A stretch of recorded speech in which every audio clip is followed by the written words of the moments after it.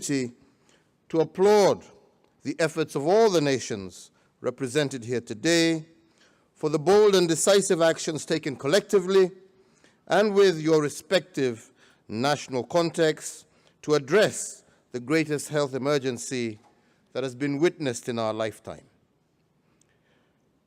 In this year, commemorating the healthcare workforce, I would be remiss not to mention the dedication and commitment of all our health and other essential workers throughout this crisis.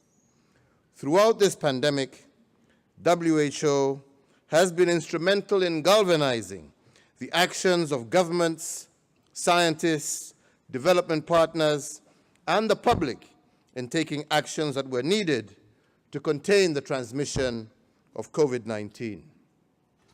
Here again, I commend the Director General, Dr. Tedros, for his exemplary leadership and commitment during one of the most challenging periods ever experienced by WHO.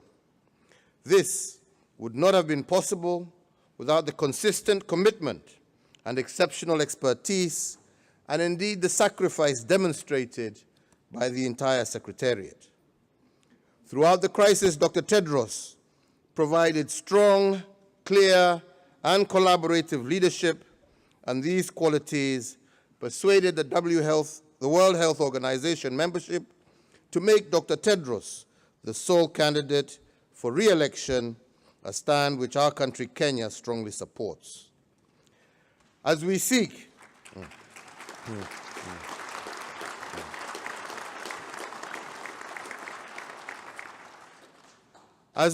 to recover lost time before the 2030 deadline for the Agenda for Sustainable Development, it is our desire that the Secretariat will continue to experience the same level of unity and success. And for this, you can count on Kenya's support. Madam President, as member states, we relied on WHO to provide the most up-to-date information and technical guidance on this novel virus and to guide us as we implemented national mitigation strategies.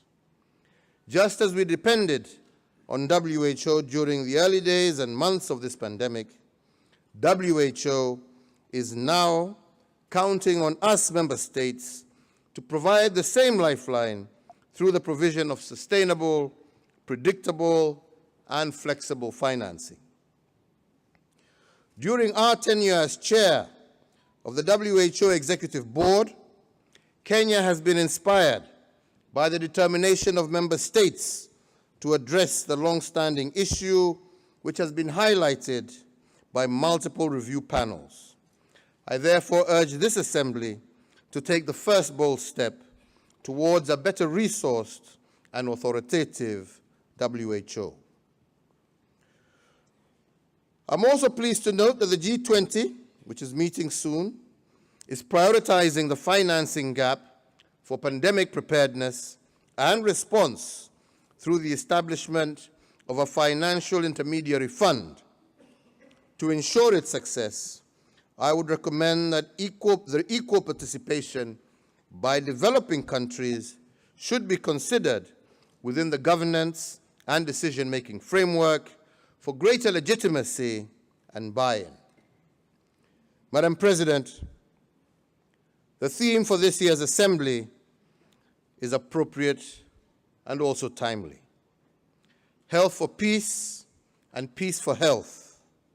Indeed, this phenomenon is not a new one, as is evidenced by one of the principles of the WHO Constitution, recognizing, and I quote, "The health of all people is fundamental to the attainment of peace and security and is dependent on the fullest cooperation of individuals as well as states," end quote.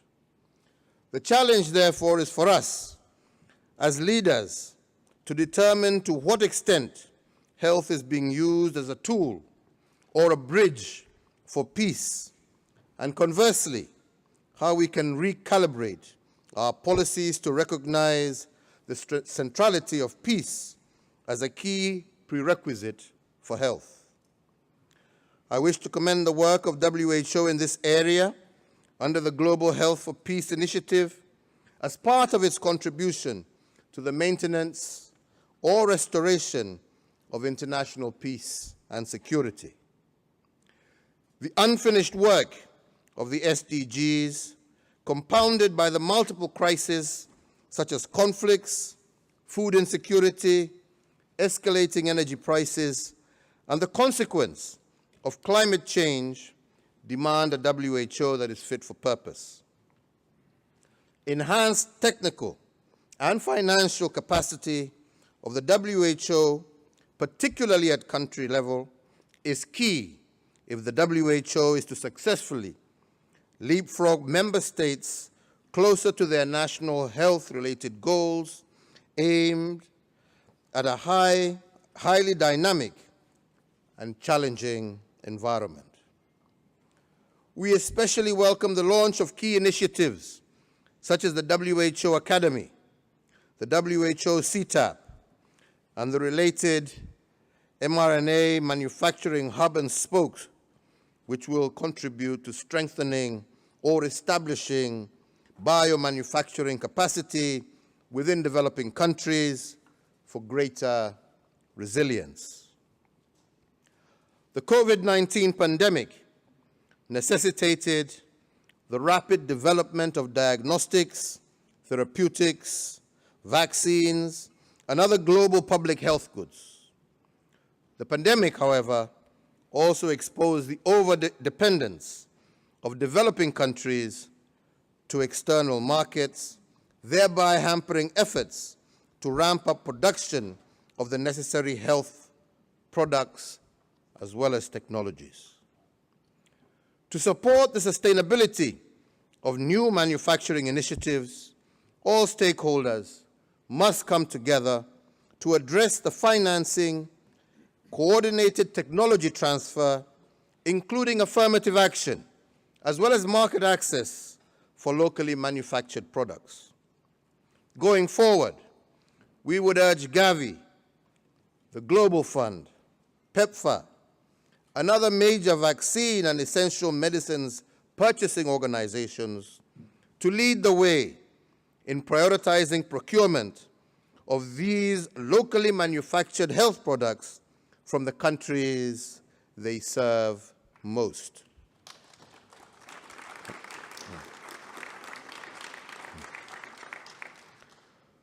We call on WHO to promote the success of these manufacturing plants through supporting regulatory systems, strengthening the expeditious pre-qualification of these locally produced products, ensuring market access and procurement for the finished products from these spokes. Madam President, Kenya is pleased to have been selected as one of the MRA spokes, which will complement the WHO Emergency and Logistics Hub in Nairobi. Through the Africa CDC, Eastern Collaborating Center in Nairobi, we are committed to building the necessary capacity in Africa for health emergency prevention, preparedness, and response. And we stand ready also to provide and surge capacity in other countries when called upon to do so. Madam President, the current pandemic has revealed the level of inequality across the world. From the global level, the national level, as well as the subnational level. No country or sector has been spared from the devastating impact of COVID-19. And this is especially true for developing and least developed countries, which are more vulnerable to economic shocks and disruptions to global supply systems. As each country plans its social and economic recovery strategy, it is important to focus our collective attention on the very real risk and impact of an uneven economic recovery and what this portends for our long-term pursuit of ending inequality amongst countries and peoples. Indeed, in the words of the UN Secretary General Antonio Guterres, COVID-19 is the biggest moral failure of our lifetime. As we speak, 1.8 billion people in low and middle-income countries have yet to receive their first dose of COVID-19 vaccine. While the availability of vaccines has improved significantly, lack of political commitment early on in the response has left many countries confronting vaccine demand challenges which are sometimes compounded by operational and financial constraints in the rollout of vaccines. The various review processes at global, regional, and national levels have pointed clearly to the shortcomings of the prevailing health architecture and its inability to adequately protect those who are weak and most vulnerable from catastrophe and devastation arising from pandemics. This is part of the reason why in March of 2021, I joined other global leaders to call for the development of a new international treaty for pandemic preparedness and response to increase global solidarity and to promote equity. As a trusted partner to many countries, WHO must remain central to the global healthcare architecture as we move forward. Madam President, it is undisputed that COVID-19 pandemic has presented challenges that have eroded significant gains towards the realization of the Sustainable Development Goals. Disruption of health service delivery have negatively impacted programs dedicated to maternal and child health, immunization, HIV, TB, and malaria, non-communicable diseases, amongst others. As the chairperson of the African Leaders Malaria Alliance, I would like to highlight that in 2020, there was a rise in the global burden of malaria with an estimated 627,000 deaths and 241 million new cases of the disease. No single tool that is available today will resolve the problem of malaria. I therefore call for greater investments in innovations for malaria, TB, HIV, and other neglected tropical diseases. Innovations that will bring about new disease control approaches, diagnostics, medicines, and other tools to speed the pace of progress against these priority diseases. As one of the malaria endemic countries, Kenya, together with Mali and Zambia, are currently piloting targeted sugar-based products intended to prevent outdoor malaria transmission. Kenya was also instrumental in the development of the malaria vaccine and is one of the 3 countries to pilot its use alongside Ghana and Zambia. Indeed, in my inaugural speech of 2017, we did announce my administration's Big 4 agenda for economic development.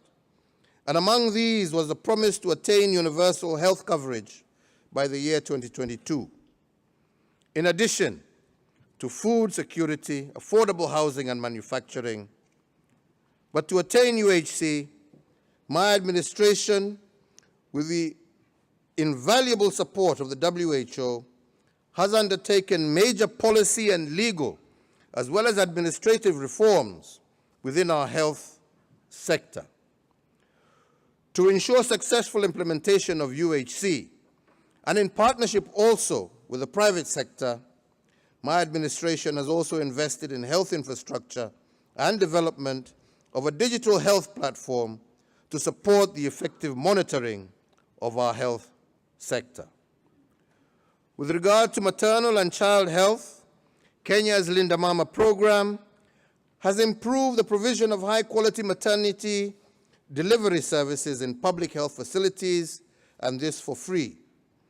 Other subsidy programs have also been implemented for older persons and persons living with severe disabilities in our country.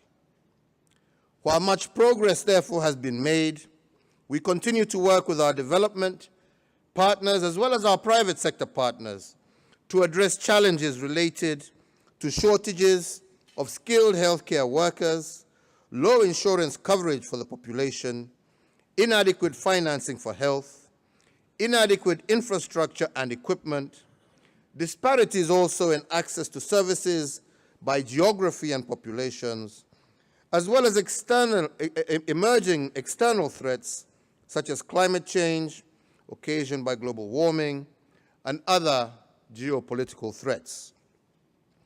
These challenges are not unique to Kenya, and we continue to observe the same trends across the world.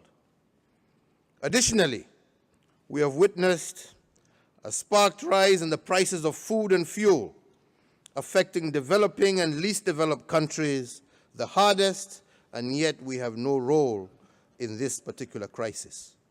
The World Bank projects that global growth will slow down from an estimated 6.1 percentage points in 2021 to 3.6 percentage points in 2022 and 2023. In the Horn of Africa and Sahel, 20 million people are also at risk of starvation due to 4 years of prolonged drought and failed rains. To be able to effectively mitigate against the negative impacts of these pandemics, we require the concerted efforts of all players within the multilateral setting. Madam President, I say all this to emphasize that we are one people, interconnected, and with a shared future. No country is immune, and no country, however well-resourced, can do this alone. We must therefore foster greater cooperation and collaboration to find lasting solutions to the challenges facing our generation. This will set us on the right path towards sustainable development and attainment of the highest standards of healthcare to our people. Nationalism, fragmentation, discrimination, exploitation are not the ingredients for the world we want for tomorrow.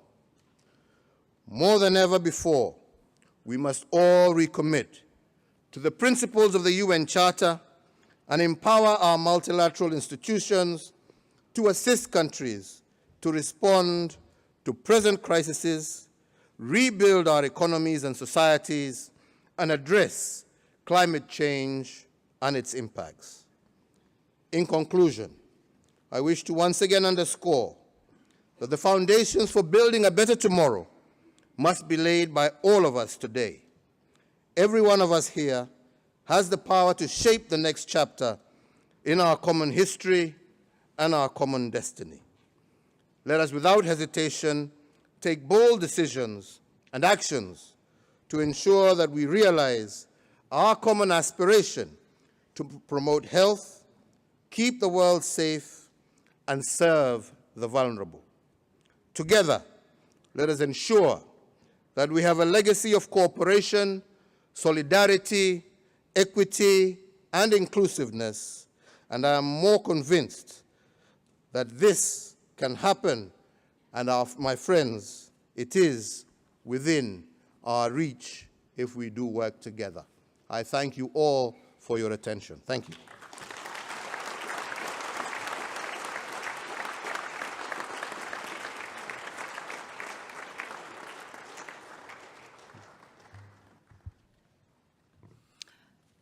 Thank you, Excellency.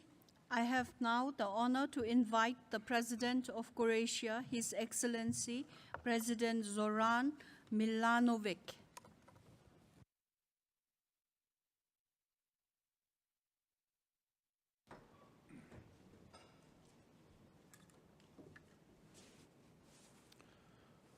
Madam President, Mr. Secretary General, Excellencies, ladies and gentlemen, it is my particular pleasure to address the 75th World Health Assembly gathering today in Geneva, at the very day when Croatia marks the anniversary of its membership to the UN. Exactly 3 years ago, Croatian flag was for the first time risen in front of the UN headquarters on East River and in other United Nations hubs. The adherence to the World Health Organization in this context for the young independent state where the war was raging was of special importance to us. This was our debut on the global scene where we looked for assistance, but also offered the lessons learned and the goodwill to work together for common global good. The theme of this year's assembly, Health for Peace, Peace for Health, resonates with us loud and clear. It brings back the deep memories of shelling of hospitals, health facilities, and ambulances transporting victims during the war in Croatia in the 90s, as well as health emergencies stemming from a large number of civilian casualties. Even children's hospitals were not safe havens at a time. Furthermore, the situation indirectly worsened chronic disease in the population. Several limited epidemics of infectious diseases were also reported. However, the system responded with resilience. National emergency was declared, mobilization of healthcare workers was ordered, and special war hospitals with civilian health staff were created. The country maintained a universal healthcare system that managed as well to assist the large number of refugees that in 1992 amounted to 15% of the Croatian population, while around 1/3 of the country was occupied. End of the war was just the beginning of assessing the consequences and long recovery. We feel, therefore, deeply for the hardship and suffering of all people facing the war and the war's consequences. I watch with immense sadness and disbelief that attacks on hospitals and healthcare facilities remain the terrifying contemporary feature in Ukraine these days. Tragically, as we know, Ukraine is not the only emergency the world is currently facing. It might be in the spotlight right now, but there are many conflicts occurring globally that deserve equal support and attention from us. I believe it is clear that peace is precondition for inclusive, equitable access to health as part of other inclusive and equitable access to other social services. I fully agree with the Director General that health can be a driving force for peace, and that, I quote, cannot be health without peace, and there cannot be peace without health, unquote. I'm therefore looking forward to the result of this high-level debate aimed at building a healthy and peaceful planet. Mr. President, Excellencies, when this Assembly met in previous 2 years, there was a single subject dominating the agenda, the COVID-19 pandemic. The pandemic has damaged the health worldwide in direct and in many indirect ways. Over 6 million deaths were attributed to coronavirus in the last 2 years.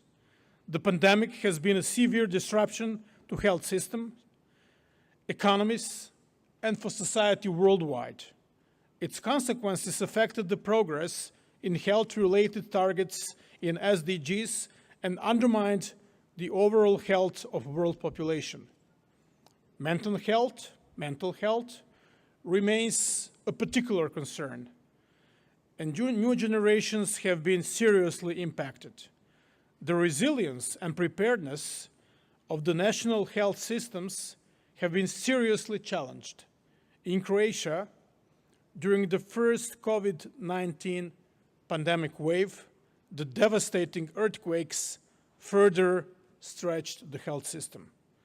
The COVID-19 pandemic has also highlighted profound weakness in the global governance of health. Inadequate preparation, coordination, and accountability hampered the collective response of nations at each stage. It highlighted the need for a stronger and more inclusive health emergency preparedness, response and resilience architecture, and has revealed deep inequalities in the global ecosystem. We should build a stronger and more inclusive global health architecture to mitigate the health and socioeconomic damage of the ongoing challenges and to prepare for the next major global threat to health. Allow me at this point to thank the Director General, Dr. Tedros Ghebreyesus, for tremendous efforts of the WHO and his personal efforts in handling the pandemic. In this context, Croatia fully supports the WHO leading and central role in this process and its role at the heart of the new global health architecture. Predictable and sustainable financing is fundamental for fulfilling WHO core mandate with its independence, technical expertise, and ability to do a long-term planning. Croatia considered the establishing legal standards for assuring compliance is a fundamental part of an effective multilateral cooperative response. This is why Croatia is actively advocating for the Pandemic Preparedness and Response Agreement. I would like to add my voice in calling for continuous focus on better preparedness. This week, a report by the WHO panel came out with serious conclusion that the governments around the world are no better prepared today to address a new global disease threat than they were prepared just before the coronavirus outbreak began in late 2019. Excellencies, if there is one positive outcome of the pandemics, that would be the success we witness in fast and successful development of COVID-19 vaccines. The access to vaccines, on the other hand, drew the attention to the issue of equality and equitable opportunities. In light of this, the importance of the global ACT Acceleration Initiative and its vaccine platform, COVAX, becomes clear. In addition to these efforts, where the European Union played the decisive role, the solidarity in the context of vaccine sharing is important. Croatia has so far donated over 1,500,000 vaccine doses, most throughout COVAX mechanism and bilateral cooperation to several of our neighbors and in Africa and Asia. In conclusion, I would like to remind on the heritage of the first president of the first World Health Assembly back in Forest, a Croat doctor, Andrija Štampar, who showed his broad understanding of public health. He argued that diseases are caused not only by physical and biological factors, but also by economic and social conditions. His principles encompass the vision of health as a state of overall well-being and society as the key responsible healthcare provider. Dr. Štampar called for action to enable all people to enjoy good health in the widest sense of that word. These days, this way, he said, WHO would, I quote, become a powerful pioneer of world peace and understanding among nations, unquote. Likewise, as foreseen in the WHO Constitution, quote, the health of all peoples is fundamental to the attainment of peace and security and is dependent upon the fullest cooperation of individuals and states, unquote. This 75th World Health Assembly is a historic opportunity that we have to make a difference by taking right, responsible, and determined decisions. Thank you all. Good health to all.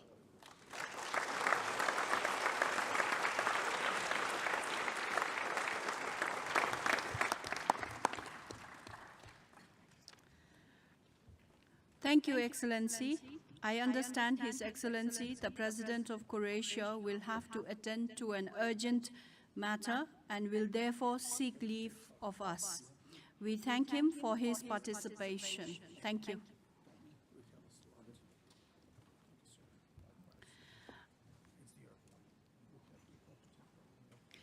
I have the honor to now invite the President of Dominican Republic, His Excellency President Luis Abinado Corona, to give his remarks.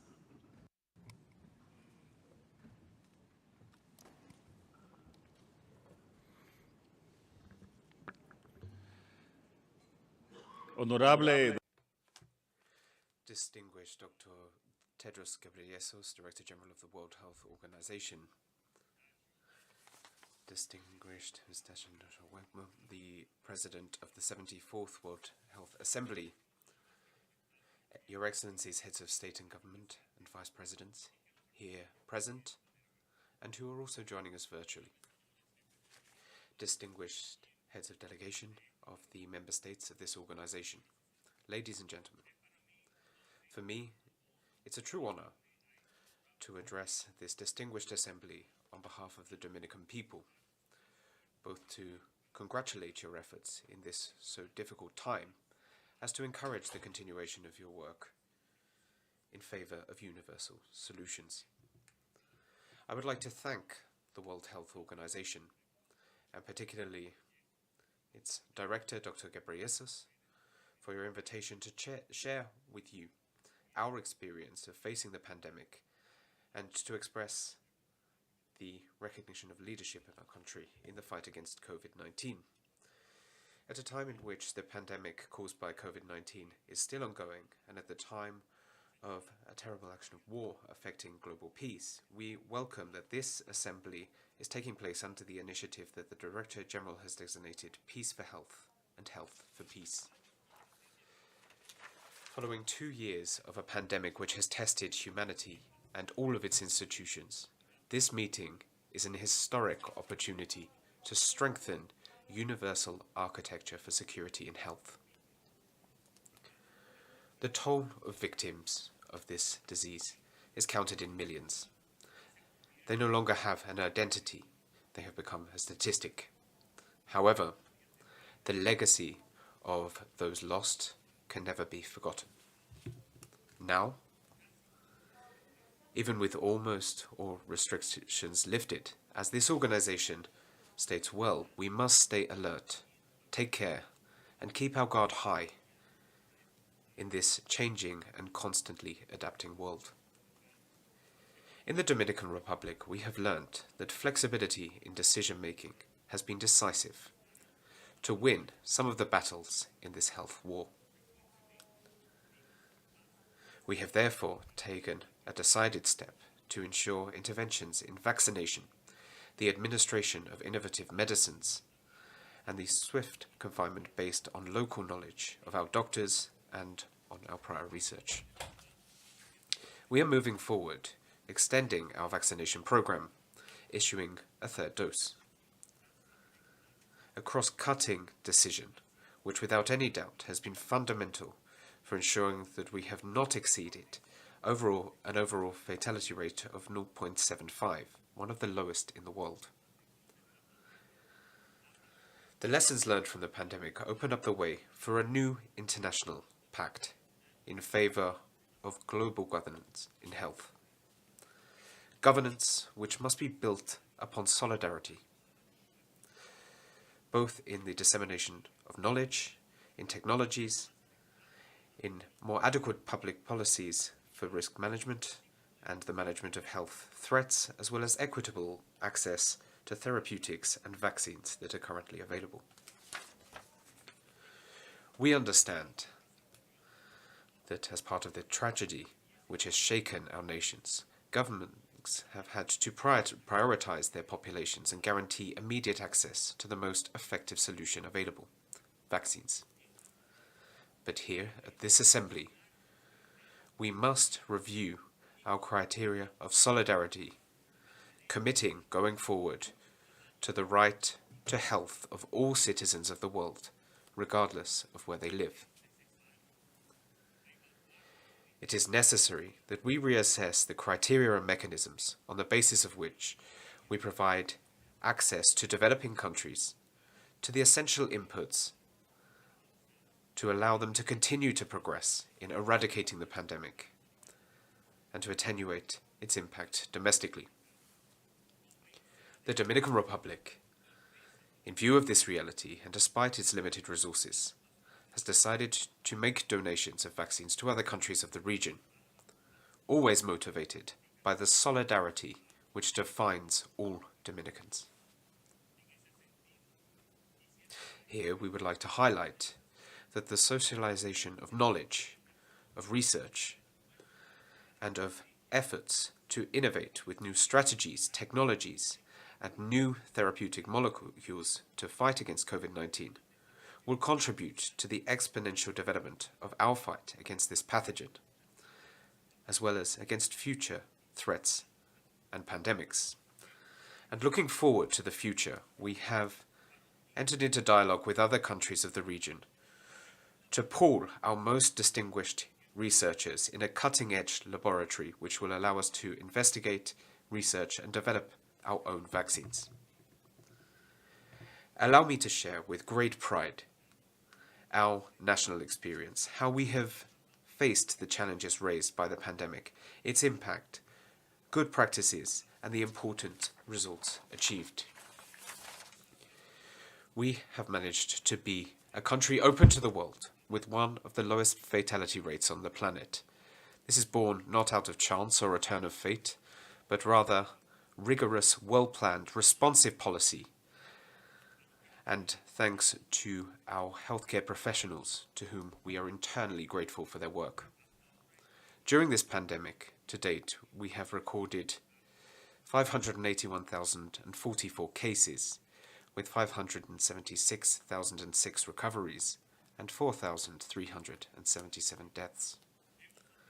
To date, we have administered more than 15 million vaccines nationally, guaranteeing a 2-dose vaccination program to almost 6 million people out of a target initial population of 7.8 million. We also have, furthermore, 4 doses of vaccines guaranteed per person of the population for free. All of this has been possible because of the responsible behavior of our citizens, helping civically with the receipt of their doses according to an established vaccination plan, a house-by-house rollout strategy with vaccination points equivalent to 1 per every 5,000 people. The good management of the health energy has allowed us to recover in our economy at a very high rate, and the World Tourism Organization recently recognized the Dominican Republic as the first country in the world to achieve the full recovery of its tourism following the pandemic. We were also recently declared as a Category 1 country in terms of COVID-19 risk by the Center for Disease Control of the United States, the US CDC. The rollout of the 3rd dose, in which we were pioneers, has allowed us to increase 40-fold the levels of antibodies among the population receiving it, contributing to mitigating the impact of the Delta variant, reducing the number of cases, hospitalizations, and deaths when compared to previous outbreaks from the ancestral Beta and Gamma variants. This process went together with a rigorous clinical study published in an article in the prestigious Nature journal last January, which was lauded by the International Society for Vaccines because of the number of times it served as a reference for studies in other countries. We have strengthened our national laboratory, guaranteeing to everyone that needs it in our country PCR tests with results returned in less than 48 hours, and we rank highly in Latin America in implementing vaccination in children. The Dominican Republic has undertaken the commitment before this organization to decidedly support proposals made to guarantee its sustainable financing. Nationally, our government is proposing to guarantee sustainability of our healthcare system with the efficient and honest management of public resources. For 2022, we have increased our health budget by an amount similar to 0.4% of our GDP. However, we still recognize that this amount is not enough to meet our needs, and we reiterate that any fiscal reform in the Dominican Republic will have, as one of its key objectives, increasing public expenditure in health. I would like to recall the words of the Director General in his inaugural speech in 2017, when he stated that all roads lead to universal health coverage, and only half of the world's inhabitants have access to it. It is therefore necessary to indicate that since we took up office in the government of the Dominican Republic in August 2020, we have included 2.3 million more citizens in basic health insurance through the National Health Service, SENASA. Thanks to this mass inclusion, approximately 98% of the population of the Dominican Republic today have at least basic health insurance coverage. In order to ensure sustainable and lasting peace, it is necessary that we guarantee universal health coverage, and this includes ensuring equitable access, particularly for those countries most in need, to vaccines and health technologies, creating a fund to address future crises. For its part, the Dominican Republic takes up its commitment as a member state of this organization to work together with it for a healthier world, a fairer world, and a world with equal hopes for all. Thank you very much, and I wish you a highly beneficial assembly.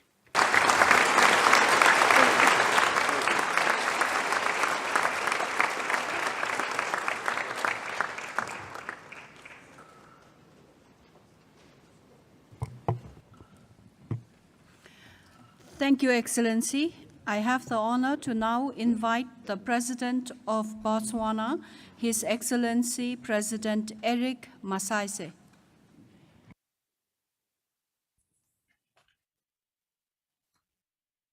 Madam President, Excellencies, Director General, distinguished delegates, allow me at the outset to thank you, Director General, for this opportunity to address the World Health Assembly.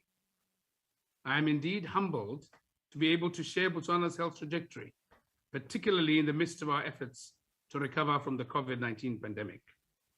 The COVID-19 pandemic has had a severe health and socio-economic impact, disproportionately affecting countries with the least capacity to respond and protect lives and livelihoods.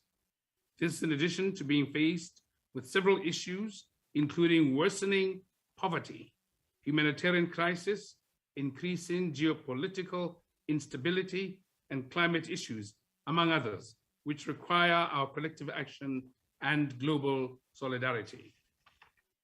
First and foremost, our collective experience from the COVID-19 pandemic has exposed glaring inequities and inequality, both within communities and between nation states, with low and middle income countries experiencing a disproportionate impact of the pandemic. Regrettably, there was lack of global solidarity, particularly during early period of the pandemic. This was evident both at the decision-making on medical products, such as vaccines and personal protective wear, as well as resource allocation to combat the pandemic. This resulted in preventable loss of lives and disruption of quality essential health services. This will undoubtedly affect the recovery process, stall and in some cases regress achievements towards attaining the Sustainable Development Goals. Madam President, Excellencies, it should be recognized that universal health coverage implies that all people have access without discrimination to affordable quality health services, without exposure to financial hardship, and with special emphasis on the poor, the vulnerable, and marginalized segments of the population.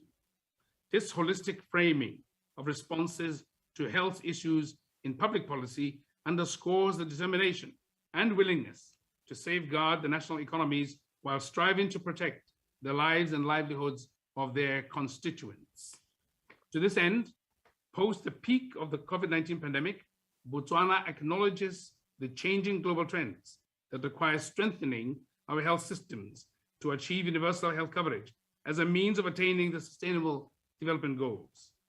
It will be recalled that at the 2019 Political Declaration of High-Level Meeting on Universal Health Coverage, member states pledged to, and I quote, enhance emergency health preparedness and response systems, as well as strengthen capacities at national, regional, and international levels, including to mitigate the impact of climate change and natural disasters on health, end quote. I further recall our commitment in the Africa region through the Abuja Declaration for the governments to ensure that at least 15% of national budgets is allocated to health. Having recognized the interplay between health and development, Botswana affirmed its commitment and accordingly aligned its strategies to the health in the 2030 Agenda for Sustainable Development. These include our 11th National Development Plan, which runs from April 2017 to March 2023, and the draft 12th National Development Plan, and our National Long-Term Vision 2036. Madam President, Excellencies, in my National Reset Agenda, I have committed as a first priority to save Botswana's population from COVID-19 through the implementation of life-saving programs that include a successful and timely vaccination program. To date, 69% of the total population of Botswana has received at least one dose of the COVID-19 vaccine offered in the country. The proportion of the fully vaccinated is at 61%, out of whom 37% have received their booster dose. We believe that we are on track to attaining the 70% coverage fully vaccinated of the entire population by July of 2022 to achieve the World Health Organization target. Furthermore, as a developing nation with a high HIV/AIDS burden, in December 2021, Botswana received a Silver Tier Award for the from the World Health Organization for path to elimination to mother-to-child transmission of HIV. This makes us the first high-burden country in the world to attain this certification. This achievement came from recommendations from the Global Vaccination Committee, setting us on course towards a gold tier of both HIV and syphilis by 2024. It should be noted that this is against the backdrop of the country having surpassed the set global UNAIDS targets of 1990 with a resounding achievement of 93, 97, and 98, as per our National Behavioral AIDS Impact Survey, BIAS 5 of 2021. We continue to be on the path to eliminate malaria, having sustained a low incidence rate of below 1 per 1,000 population in the last 5 years. Through the WHO Global Malaria Program of E2025 initiative, Botswana is one of the countries that are fully committed to malaria elimination by 2025. I am proud to share with this assembly today that we are aligned to the WHO Global Non-Communicable Diseases Action Plan of 2013-2020. Our parliament passed the Tobacco Control Bill, which I assented to in October 2021. The Tobacco Control Act of 2021 is part of our commitment to strengthening the WHO Framework Convention on Tobacco Control while protecting the nation against harmful effects of tobacco use and smoke. Madam President and Your Excellencies, despite the successes as an upper middle income country, we continue to experience challenges that negatively impact on our progress. These include limited access to safe medicinal products, research and development, challenges of availability of essential list drugs, inability to attract and retain quality and skilled health personnel, among others. Against this backdrop, I am therefore pleased to report to this Assembly that my government has partnered with NantWorks, Nant, Botswana, to establish a vaccine manufacturing facility in the country. And through our local health regulatory authority, has approved the manufacturing of Botswana's first COVID-19 vaccine, Ulavax, it's called.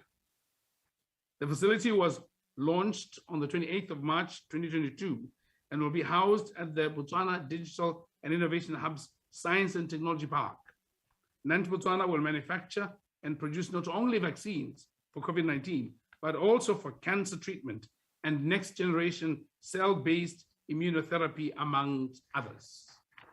In this regard, we are confident that the WHO and partners will continue to support local and regional efforts in vaccine manufacturing facility technology transfer. It is equally important for the WHO, Gavi, UNICEF, and other partners to commit to purchasing products developed in our region, which will ensure sustainability of the facilities. I also wish to implore the Assembly that we strengthen collaboration with CEPI and UNITED to support local and regional manufacturing initiatives. Consistent with the National Smart Bot Strategy that aims to drive national digitalization agenda, we have also established innovative digital platforms that can actively participate in the global platforms with timely quality data to support health surveillance, research, and security together with our academic institutions.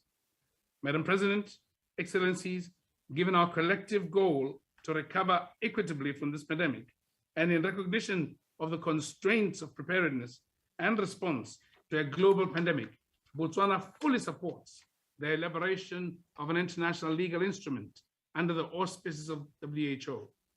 This new instrument should seek to build on the experiences and lessons learned from the COVID-19 pandemic, with special attention to addressing the needs and priorities of developing, least developed countries and countries facing humanitarian crises. The international legal instrument should therefore address the need to access vaccines and therapeutics in a timely and equitable manner, including scaling up of national and regional manufacturing capacity through advancing and acceleration of research and development, as well as mechanisms for facilitating technology transfer and removal of intellectual property barriers. There is also a need for this instrument to have accountability mechanisms, including having regard to the WHO guidance in terms of travel and trade. You will recall that in November 2021, when Botswana and South Africa first identified and reported a new variant of the SARS-CoV-2, otherwise known as Omicron, some member states immediately imposed travel and flight restrictions on several Southern African countries. This was a very unfortunate knee-jerk reaction against us and against good quality ethical science. The treaty should therefore seek to give incentive for timely and transparent reporting by reinforcing the obligations of member states. It should also emphasize agreement on unbiased and evidence-based travel regulation that is anchored on the principles of solidarity, transparency, cooperation, inclusiveness, and equity. An effective response to the global pandemic also requires adequate, predictable, and sustainable financing. As such, there is need to capacitate and strengthen the WHO to enable it to fulfill its mandate. Botswana therefore appreciates the progress member states have made on the agreement to increase their assessed contributions to the WHO. This is an opportune time to adequately finance the WHO to enable to act as the leading authority in global health governance and demonstrate our collective action and commitment. In line with the position of the Africa region, Botswana also welcomes and supports the proposal to increase assessed contributions to 50% of the budget by 2028 to 2029 to WHO. Furthermore, I wish to appeal to developed countries and donors to reduce the earmarking on voluntary contributions, which has the advantage of enabling the organization to address its broad priorities and enable it to provide adequate leadership and technical support to countries. Madam President, Excellencies, before I conclude, I wish to note that Botswana, in her capacity as a WHO Executive Board member, participated in the nomination of Dr. Tedros Ghebreyesus at the 150th board meeting in January of this year. Dr. Tedros has shown great leadership at the helm of the organization, most importantly, when the world is facing one of the hardest and unprecedented health and socioeconomic crises in modern time. My government believes that the reappointment of Dr. Tedros will afford him the opportunity to continue to lead the organization and complete the mandate of the 13th General Program of Work, GPW 13, as extended to 2025, including its triple billion targets set for WHO to support us in realizing the SDG 3 by 2025. I warmly invite member states, therefore, to, like Botswana, support Dr. Tedros for the post of Director General of WHO. I thank you, Madam President.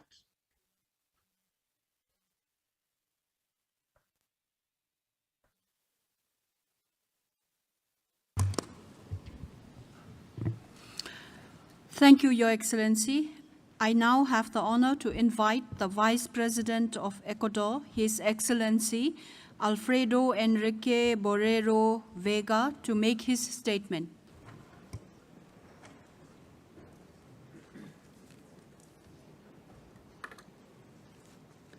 Excelentísimo. Your Excellency, Dr. Tedros, Director General of the WHO. Your Excellencies, representatives of brother countries, ladies and gentlemen, Ministers of Health, ladies and gentlemen, representatives of all states participating in this World Health Assembly.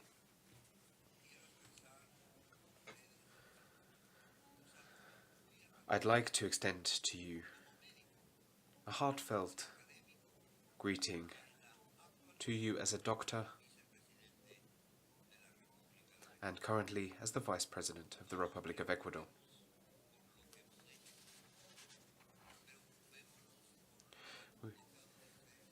We do not worry about what we have done, but we worry about what we have stopped doing, and we focus on what we are to do. Health is not time-bound in nature. I'd like to take this opportunity to express our gratitude and recognition to the Pan American Health Organization and all those who are among its member states on the occasion of its 120th anniversary. We have many reasons to be proud.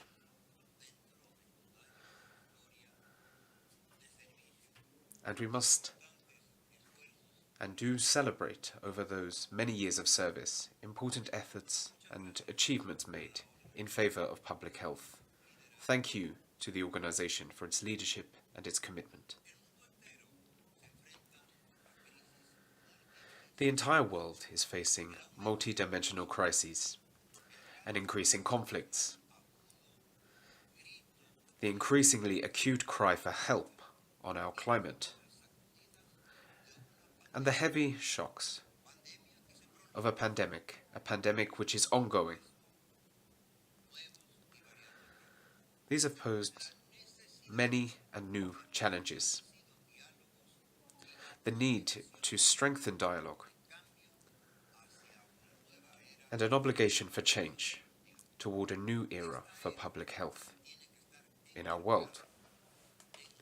This era must be defined by a different international architecture, by concerted and creative action, changing the course of our history, and seeing us take up the obligation to protect future generations. This architecture is now more than ever essential. We have to reconnect. We have to stand united, and we must ensure social justice.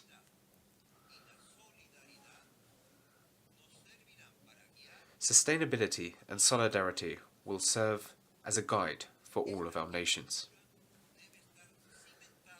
This architecture must be built upon three fundamental pillars. First and foremost, it will be crucial that we engage in global peace-building efforts. Peace is the foundational value for balance in our society, for the mitigation of human suffering. As rightly stated by the slogan of this assembly, the first in-person meeting held since 2019, we need peace for health. And just the same, we need health for peace.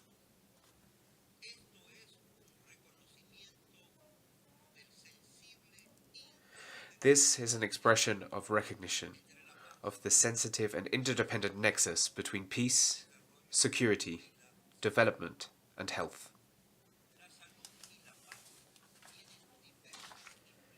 Health and peace have many implications and reach far in impacting welfare both individually and collectively. Guaranteeing it is our task. Secondly,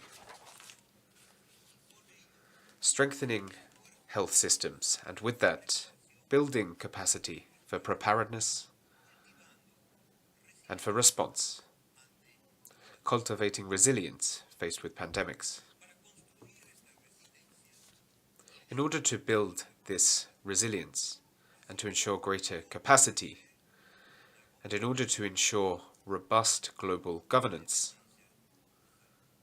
faced with health emergencies, we must continue forward with this process under the auspices of a new general agreement which is currently under negotiation and which allows the adequate interpretation and application of and compliance with international health regulations.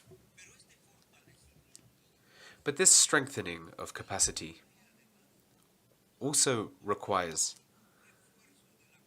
significant strengthening of international cooperation.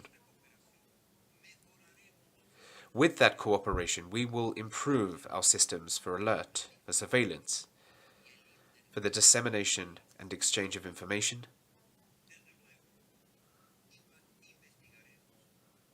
and then we will ensure the proper research,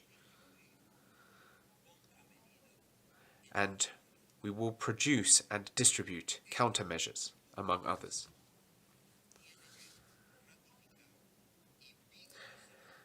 This must be an architecture which brings renewed dynamism and underpins an ethical imperative, a moral and development-oriented obligation, that of universal health coverage. Access without any discrimination to comprehensive health services. Services that are adequate, timely, high quality, and needs-based. This is a task for us all, and it is a fundamental one. We will only achieve success if welfare is an unequivocal condition for all, but in particular for those most vulnerable and most marginalized. And to achieve that, we need to look and listen attentively and responsibly to what lies at the heart of the needs of families and the communities that are the most remote and most in need. Efforts will be required in many areas to achieve this, and one of those will be the promotion of equitable access to high-quality surgical interventions. These are certainly complex challenges, but there is a lot that we can do to make that difference.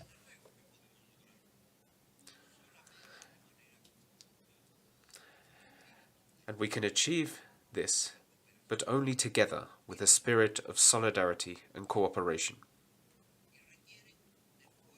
These struggles require time, and they require staunch political, financial, and social commitments, which remain sustained over time. It is fundamental that we work together as a team to ensure the adequate identification, prioritization, and mobilization of human, technical, and financial resources. Here, it is important to mention the relevance of making progress with commitments allowing us to contribute to financial sustainability of this new World Health architecture and the organization that unites us around it.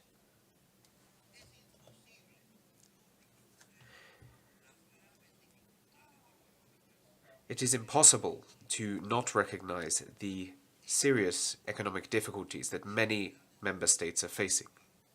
These weaknesses have been further accentuated by the COVID-19 pandemic. However, it is also impossible to overlook the urgent need for healthy investment, sustainable financing, which is flexible and predictable, together with the appropriate reforms in governance in order to achieve a true impact and the results that this context requires in favor of global health and, of course, in favor of peace. However, I am convinced that all those here present, with hope and with deep-rooted commitment, will back this transformation for prosperity.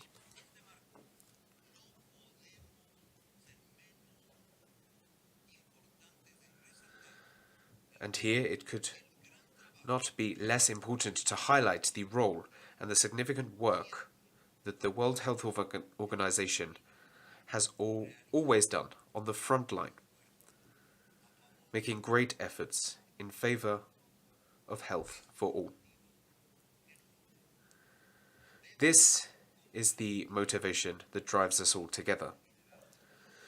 We look with great optimism to the renewal of the leadership of the Director General. Dr. Tedros, his guidance, his tireless work, and his devotion to service have been essential in order to endure the blows of recent years, and they will be all the more so facing these new challenges to come. If you would allow me, I would put out a call to all member states and to all actors in health here present to once again commit ourselves with a spirit of openness, fairness, and strength in unity. This common goal, with determined endeavor, decisiveness, and fortitude, is within reach. Thank you very much, ladies and gentlemen.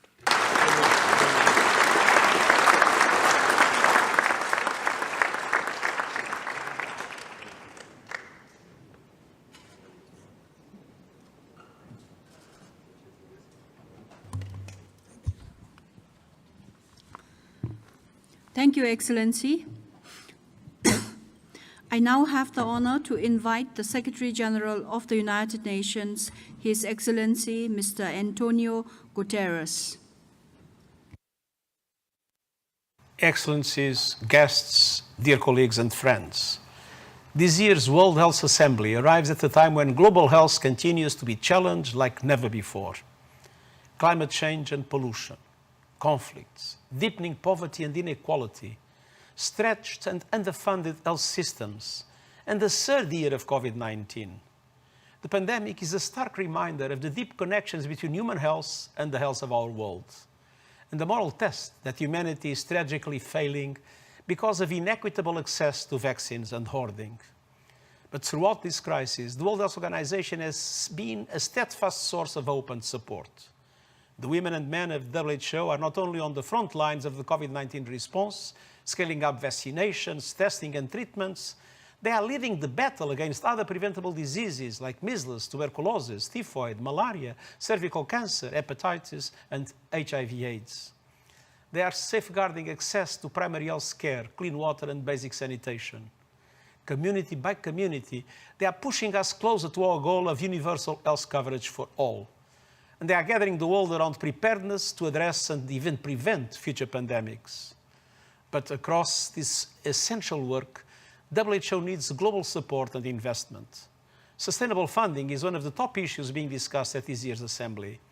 There is no greater return on investment than health, for people, for economies and jobs, for peace and security, for our planet.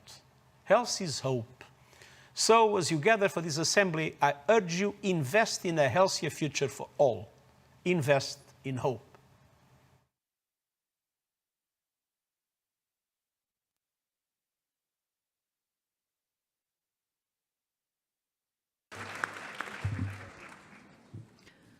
Thank you, Mr. Secretary General. I shall now invite the President of France, His Excellency President Macron, for his remarks. Madam President of the World Health Assembly, Secretary General of the UN, Director General of WHO, Heads of State and Government, colleagues, it is an honor for me to be able to address you once again. Together, we have lived through the greatest health challenge in 100 years, and we are not even over that when another crisis emerges, an armed conflict that jeopardizes the very foundations of multilateralism, the system to which we are so committed, and that commitment is shown by our gathering here for the World Health Assembly once again. I wish here to state that France and the EU stand in full solidarity with Ukraine. We condemn in the strongest possible terms the military aggression committed by Russia with the complicity of Belarus. The consequences of the war are devastating in health terms, in human terms, in terms of the destruction of health personnel and health establishments, which should never be targeted. I would like to thank the WHO for what it has done in seeking to preserve in the field, despite the immense difficulties, the right to health for the people of Ukraine. The WHO will discuss the issue this week, and I would call upon all member states to support the resolution put forward by Ukraine. However, this crisis, this war that we are living through today in Ukraine, must not allow us to forget that there are many other emergencies in other parts of the globe, foremost among them the pandemic. You know that France and its European partners are very committed to tackling the consequences of the pandemic. We were involved in launching the ACT Accelerator. We were the first country to give vaccines through the COVAX. And by the end of June, we will have made available 120 million doses of vaccine, as I had earlier committed to. France, thus far, is the biggest provider of vaccines throughout the world. We have exported half of our production, and to date, we have been able to deliver to all continents 365 million doses from our own stocks, 90% of that through COVAX. Team Europe has chosen to invest in the future. We have mobilized more than €1 billion to roll out production capacity for vaccines in all parts of the world, and we are working closely with WHO to create technology transfer centers in Africa and other continents. I have been to Rwanda and South Africa discussing these issues, and I've also been in touch with many of my opposite numbers in Africa, including Senegal. The EU has been very constructive also in the stance it has taken within WTO in seeking to facilitate the transfer of licenses during the pandemic in order to ensure that patents can no longer be an obstacle to fair access to pandemic response products. We must ensure that this model is embedded for the long term, and that means changing the way that the big purchasers of health products get their supplies, whether we're talking about Gavi or the Global Fund, because buying local, maintaining production capacity at local level in all continents is in our common interest. And I certainly know that the South African president is very committed to that. Since we're talking about this, just allow me one aside about Unitate. Unitate is very much in the forefront of fighting for local level production. Unitate made it possible for licensing agreements to be reached with Pfizer and Merck in terms of COVID therapeutics through the medicines patent pool. Unitate has been with us for 15 years now, and I thank you for your support in continuing to allow it to play the unique role that it does. Our collective mobilisation has indeed pushed the pandemic back, but the fight's not over. There still may be a resurgence. There may be new variants. The vaccination rate in a number of countries remains worrisome and cannot provide collective protection if a new wave emerges. We must therefore maintain our efforts, especially by providing support for vaccination campaigns in the field all over the world. I would call upon all governments to bear that in mind. And last week, France announced that it's mobilising additional resources for the ACT Accelerator, around 100 million euros that can be used this year for COVID vaccination. Generally speaking, the difficulty in rolling out vaccination campaigns reveals the fragility of our health systems. It's time for us to commit further and to invest more in healthcare systems, primary healthcare systems, because that's the best possible way of preparing ourselves for future pandemics. I'm not convinced that this commitment requires a specific instrument. Rather, we need to rethink the way that we work on global health issues and the resources that we provide to governments to deal with these problems through multilateral programs and bilateral assistance. We need to build systems that are much stronger in terms of prevention and healthcare, and that are much more resilient to crisis.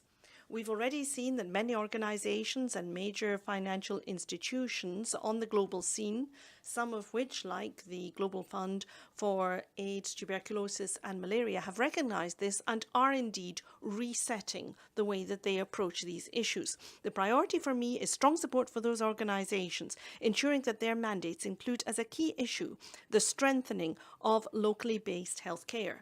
But if there's one thing that we also consider to be especially important, it is strengthening the skills of health personnel. There's no point in having infrastructure or vaccines if you don't have people to receive patients and to treat patients. You know that I, alongside the WHO Director General, am very much committed to this, and we're committed to establishing an academy. And that academy will open in Lyon in 2024. The academy will be a global benchmark for training of health personnel. It will provide training through innovative digital technology for learners from all over the world, especially those from the most fragile countries. With this major project, WHO will be providing a very specific and tangible reply to questions asked about training for pandemic preparedness and response, and therefore I call upon everyone to support that initiative. Now, whether we're talking about management of health crisis or ongoing strengthening of health systems, I call you, colleagues, to support WHO to continue to provide the kind of steadfast support that it needs. WHO is the only legitimate institution we have that can guarantee universal health and allow us collectively to find a coordinated, united response to the challenges we face based on solidarity. That's why France has doubled its contributions during this crisis period. I would like to commend the role played by Dr. Tedros in particular. France has put forward his candidacy for a second mandate. We have every confidence in him to continue to transform WHO in the years ahead. Recent months and years have allowed us to get involved in a fascinating conversation about what WHO is and to ensure that global decision makers are really thinking about global public health and pandemic preparedness. Many proposals are on the table, all seeking to strengthen WHO in its role in terms of scientific coordination and standard setting within a One Health approach. We also recognise that it needs more resources, financial resources, greater contributions, resources in terms of access to data, because member states of WHO are responsible for implementing WHO guidance, but also for giving WHO the information it needs to take the right decisions. As well as that, we need the kind of resources that can ensure that we have good global health preparation for emergencies. And this would involve a peer review mechanism. Like any international organization, WHO must guarantee the active involvement of its member states, especially in times of crisis. Therefore, France supports the establishment of a standing committee within the EB to deal with health emergencies. We call for that body to be ambitious so that we can collectively be ready for any emergency that may arise. In order to allow all of these reforms to be embedded in law in future, I favour the adoption under the aegis of WHO of an international legally binding agreement. This would be alongside revision of the IHR so that they can be better adapted to meet the evolving health risks that we face today and can be properly implemented.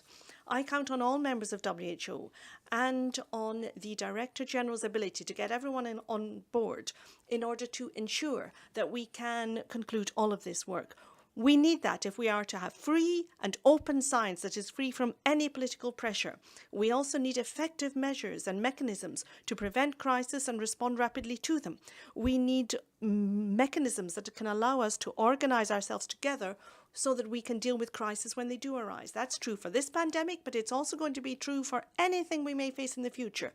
New pandemics, interactions where we see problems with biodiversity and human health. All of these things are our responsibility. It's not our responsibility to attack WHO. We need to complete it, to strengthen it, to make it more independent, to make it stronger, so that we can build a safer world for our children and our children's children. Thank you.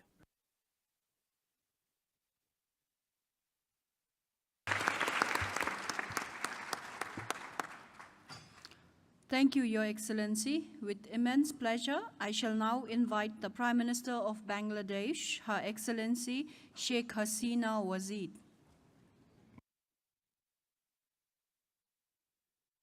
Bismillahirrahmanirrahim, Madam President, Excellencies, Mr. Director General, distinguished delegates.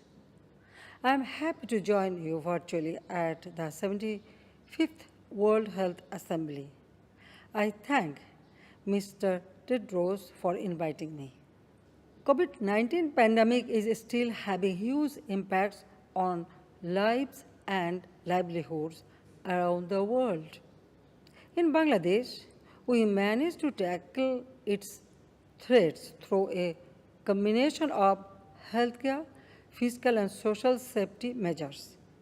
We announced 20 stimulus packages worth $23 billion US, which is about 6.3% of our GDP. We provided cash and other assistance to nearly 40 million vulnerable people. We provided vaccines to our people at free of cost. We managed to contain the pandemic in the most densely populated camps for Myanmar's forcibly displaced Rohingya. My government allocated $1.61 billion US for procuring vaccines from our national budget. We also thank our development partners for their donation of COVID-19 vaccines, including through COVAX. Over 100% of our target population has already been vaccinated. We are grateful for the dedicated work of our frontline service providers. We try to stand by our neighboring countries with medicines, PPE, and healthcare workers. We believe that vaccines should be treated as a global public goods. We cannot ensure a sustainable recovery by leaving millions behind in our vaccination efforts. Technology and technical know-how need to be shared to scale up vaccine production in developing countries like Bangladesh. We must work towards including the pandemic treaty for an inclusive and equitable response to future pandemics.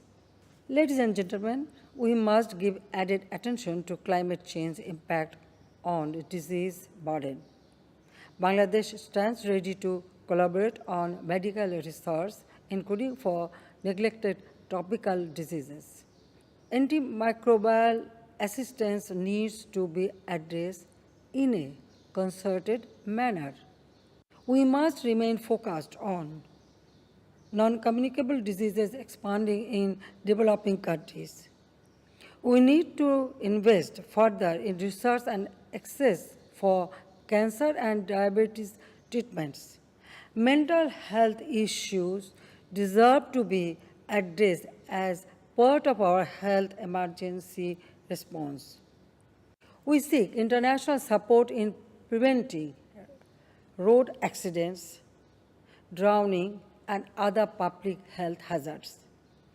I again thank the Government of India and WHO for taking leads on traditional medicine research and standards. Bangladesh remains committed to achieving SDG 3 to promote healthy living for people of all ages. We have been able to take healthcare services to the doorstep of our people through more than 18,000 community clinics and health centers. We are actively working on child nutrition, with marked decline in stunting and wasting between 2007 and 2019. We aim to have 65% birth deliveries by skilled attendants and 50% coverage of 4 antenatal care visits by the end of 2022.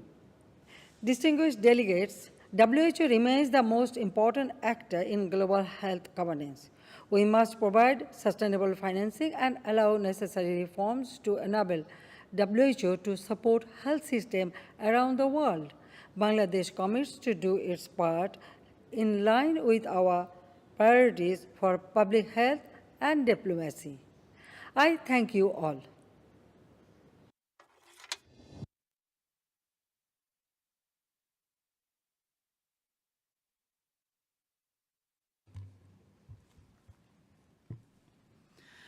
Thank you, Madam Prime Minister.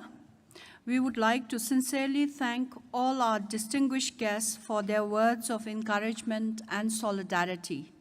It is my honor to now invite Director General of the World Health Organization, Dr. Tedros. Director General, you have the floor.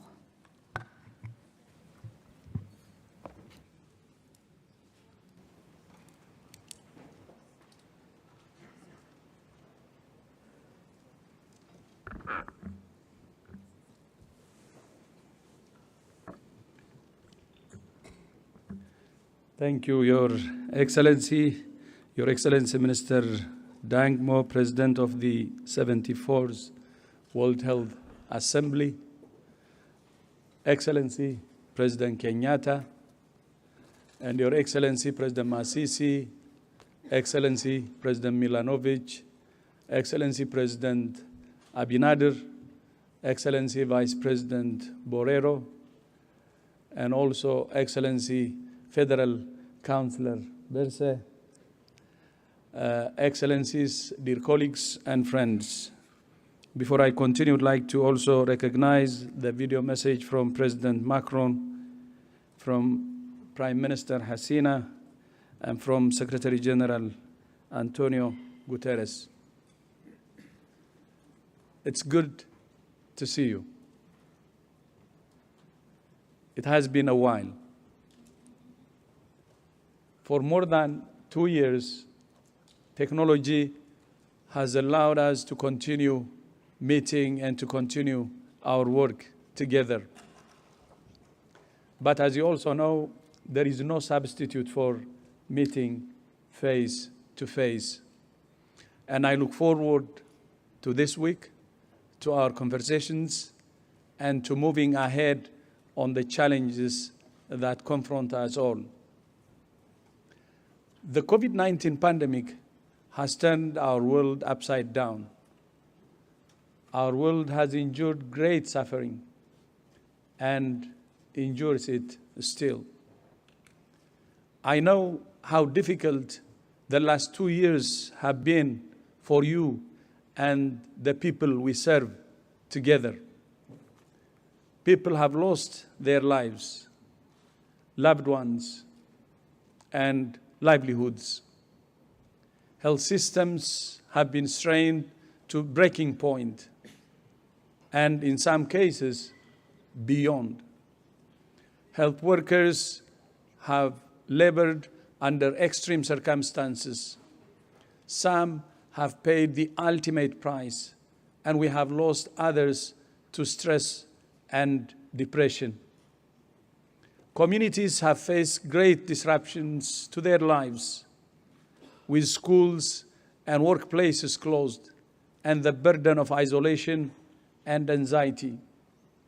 And you, as governments, have been at the center of the storm, facing multiple challenges to protect both the health and rights of your populations, to give reassuring advice in the face of uncertainty, to counteract misinformation and disinformation, to access vaccines and other tools, and you confronted so much more. I thank all of you for your efforts to protect your communities and to work with the WHO Secretariat and our partners to protect others around the world. More than 2 years into the most severe health crisis in a century, where do we stand is the question. More than 6 million COVID-19 deaths have been reported to WHO. But as you know, our new estimates of excess mortality are much higher, almost 15 million deaths.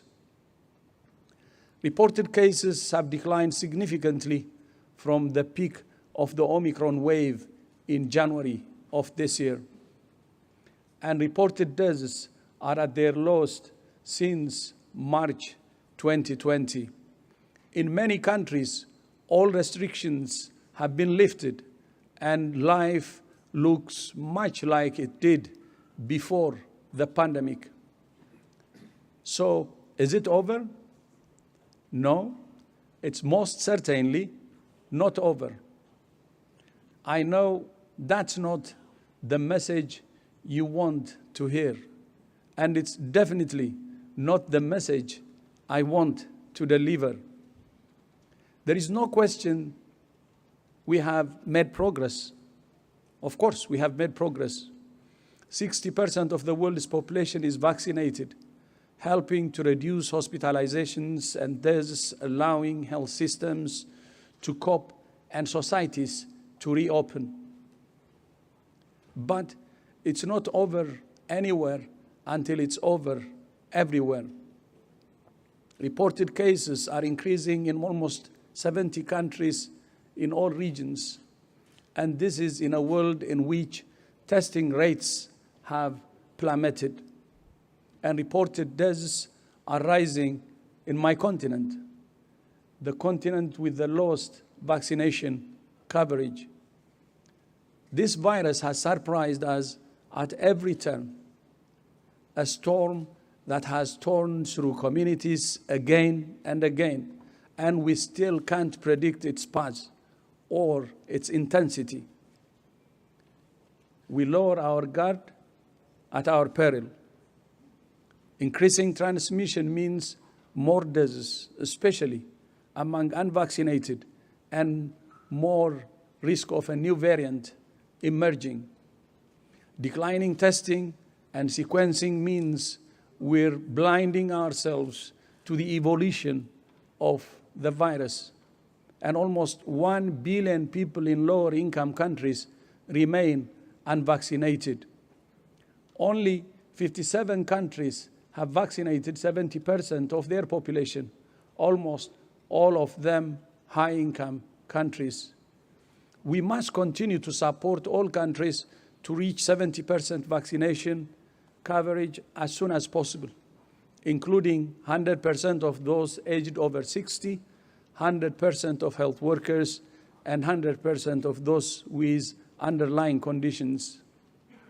Vaccine supply has improved, but absorption has not kept pace.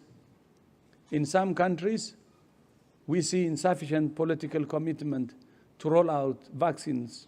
This was impacted by the initial lack of political commitment for equity of vaccines, as President Kenyatta said. In some, we see gaps in operational or financial capacity. And in all, we see vaccine